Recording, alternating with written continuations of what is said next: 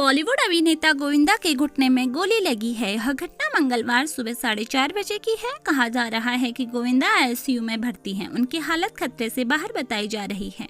बॉलीवुड अभिनेता और शिवसेना नेता गोविंदा जख्मी हो गए हैं। लाइसेंस रिवॉल्वर साफ करते समय गलती से उनके घुटने में गोली लग गई। वह फिलहाल अस्पताल में भर्ती हैं। उनके पैर से गोली निकाल ली गई है।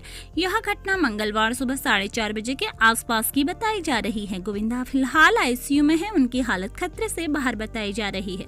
अस्पताल की ओर से अभी इस घटना को लेकर किसी तरह की जानकारी नहीं दी गई है। गोविंदा के परिवार का कहना है कि वो जल्दी इस बारे में बयान जारी करेंगे। गोविंदा के मैनेजर शशि सिन्हा ने बयान जारी कर कहा है कि गोविंदा कोलकाता जाने की तैयारी कर रहे थे। उनकी पत्नी सुनीता कोलकाता में ही है। वह अलमीरा में अपनी लाइसेंस रिवॉल्वर रख रहे थे कि तभी उनके हाथ से रिवॉल्वर नीचे गिर गई और गोली उनके पैर पर लग गई।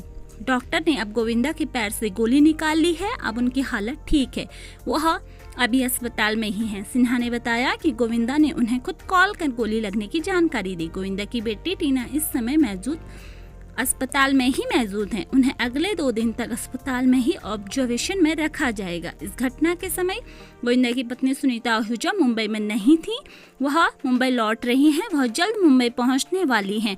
उन्हें गोविंदा की मौजूद हालत से वाकिफ करा दिया गया है। इससे पहले मुंबई पुलिस ने बताया था कि गोविंदा की लाइसेंस रिवॉल्वर से गलती से गोली चल गई थी, जो उनके पैर पे जा लगी। गोविंदा बाहर जाने की तैयारी कर रहे थे।